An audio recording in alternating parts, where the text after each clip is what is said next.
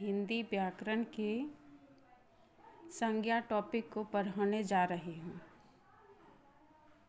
संज्ञा उस विकारी शब्द को कहते हैं जिससे किसी व्यक्ति, वस्तु, स्थान, जीव के नाम का बोध हो।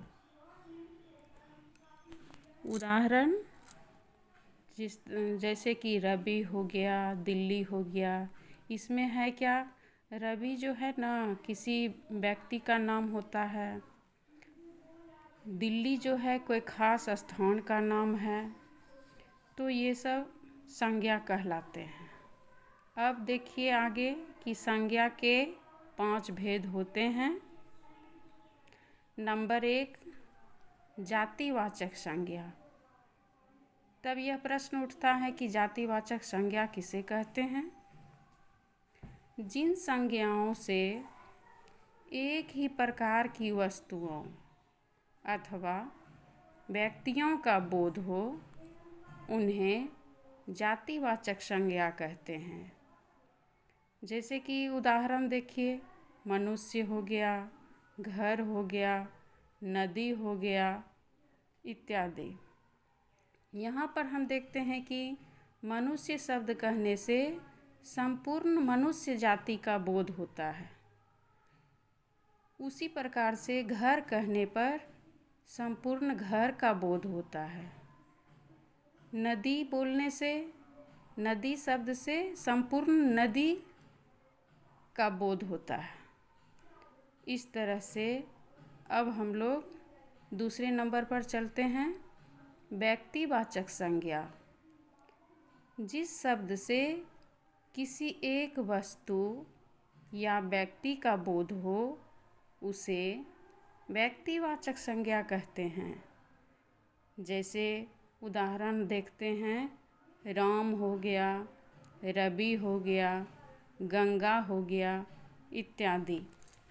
अब हम यहाँ पर देखते हैं कि राम हो गया। राम शब्द बोलने से किसी खास व्यक्ति का परिचय होता है जिसका कि नाम रवि होता है, राम होता है। उसी तरह से गंगा कहने से सिर्फ गंगा का बोध होता है। अब आगे चलते हैं, भाववाचक संज्ञा। भाववाचक संज्ञा जिस संज्ञा शब्द से व्यक्ति या वस्तु के गुण या दशा का बोध हो, उसे भाववाचक संज्ञा कहते हैं। इसका उदाहरण देखते हैं, जैसे कि नम्रता हो गया, मिठास हो गया। तो यहाँ पर देखते हैं कि नम्रता, जो कि किसी भी व्यक्ति में नम्रता एक प्रकार का गुण हो गया, वो विनम्र होता है, संपूर्ण बुद्धि से परिपूर्ण होता है। यहाँ पर मिठास कहने से मिठास का बोध होता है, जो कि एक प्रकार का गुण कहलाता है। समूहवाचक संज्ञा।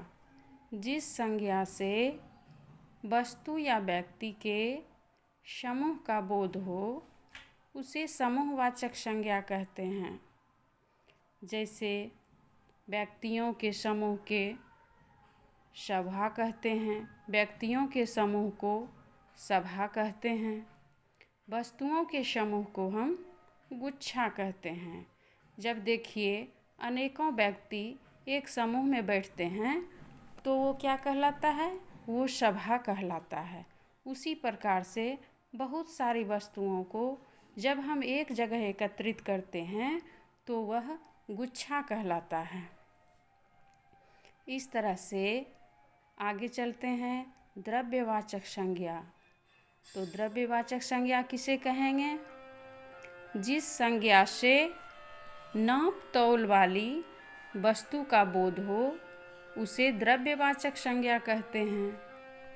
जैसे कि देखिए, सोना, चांदी, दूध, पानी। अब इस तरह से हम देखते हैं कि सोना को भी हम लोग नापते हैं, चांदी को भी नापते हैं, दूध, पानी इत्यादि, ये सब जितनी सारी वस्तुएं हैं हम लोग इसे नाप तौल करते हैं, इसलिए ये द्रव्यवाचक संज्ञा हो गया।